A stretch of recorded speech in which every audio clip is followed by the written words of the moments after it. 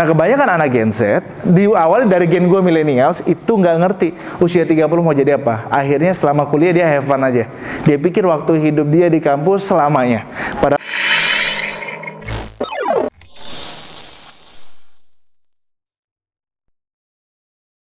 belum kenal kata insecure zaman dulu. HP aja masih tulali-tulali hitam putih zaman dulu. Dan dulu broadcastnya kalau ada kuliah, ada dosen, itu broadcastnya ada Jarkom namanya, jaringan komunikasi, dan SMS. Sekarang enak ada grup WhatsApp.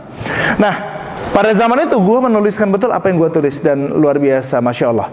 Jadi dari apa yang ditulis itu ternyata satu persatu membuat langkah kita itu semakin dekat. Nah, gue tuh baca berbagai, nggak sampai berbagai lah, beberapa literatur, dan juga menemukan di berbagai buku. Tahu nggak kendala anak Gen Z sekarang tuh apa? Apa tuh? Apa kira-kira? Apa?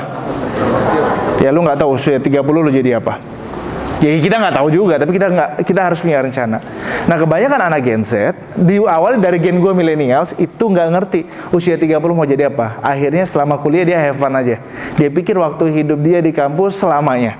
Padahal dia hanya 3-4 tahun, apalagi sekarang ada kurikulum merdeka, betul? Tahu kurikulum merdeka? Jangan-jangan nggak tahu lagi. Hanya 7 semester you di sini. Sisanya kan harus keluar. Boleh kuliah di sini lagi, boleh keluar, boleh magang, boleh bikin startup atau apapun. Oke? Dan itu membuat interaksi di kampus tuh nggak lama. 2021 gue ingat betul, tahun lalu, wah ini masih pakai slayer mereka. Setelah diserang negara api, dunia pendidikan, dan akhirnya mereka datang ke kampus. Datang ke kampus itu saling nggak kenal, rambutnya gondrong-gondrong, ini udah bayangkan rapi nih, rambutnya gondrong-gondrong gitu. Kebayang nggak sih? Karena kelamaan ngedekam dalam rumah. Itu angkatan 2021, perjuangannya luar biasa. Nah, teman-teman tuh bersyukur ada di suasana hybrid. Nah, guys, nggak cuma gue yang ngalamin perubahan berawal dari menetapkan tujuan hidup, tapi dosen-dosen lu juga. Gue bersahabat, berteman baik, dan gue banyak belajar dari dosen lo. Jadi ada dosen lo senior gue. Siapa? Satu?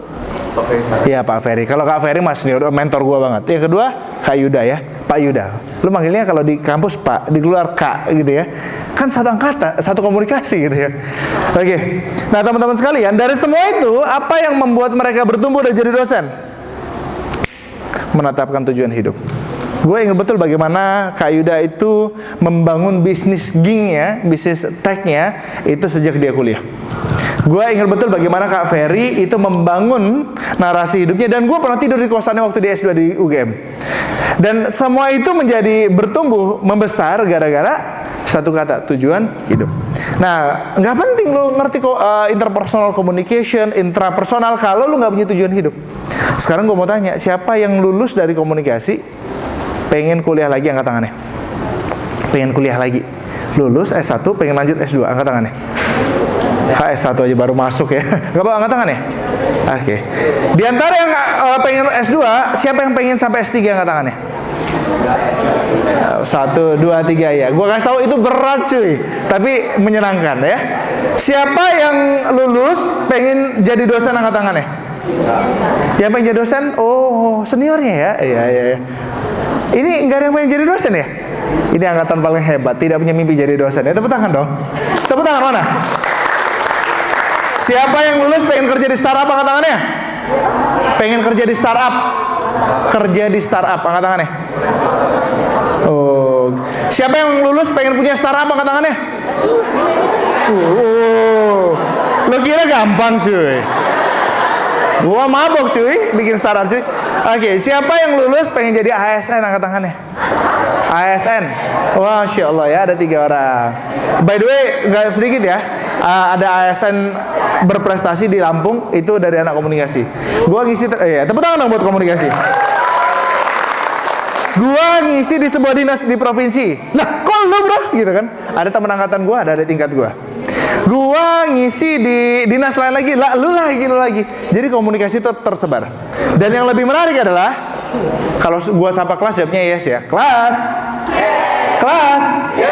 1 tepukan, 2 tepukan, 3 tepukan.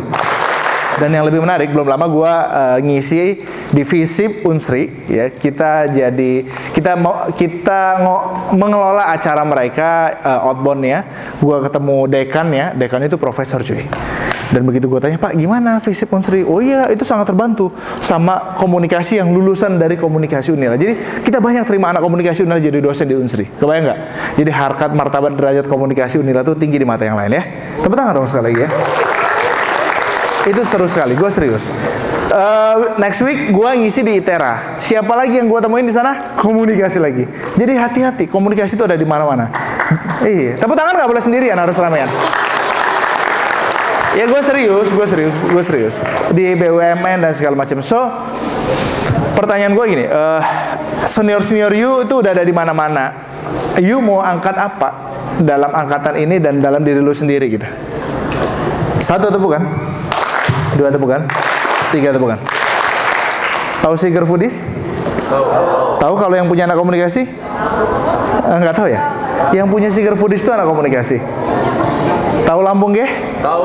Yang punya Lampung G siapa? Anak komunikasi. Oh, hati-hati Anda. Tahu Ria Ricis? Man behind the gun-nya anak komunikasi Unila 2011. Nah, luar biasa ya. Tepuk tangan dong buat Anda semua ya. Oke.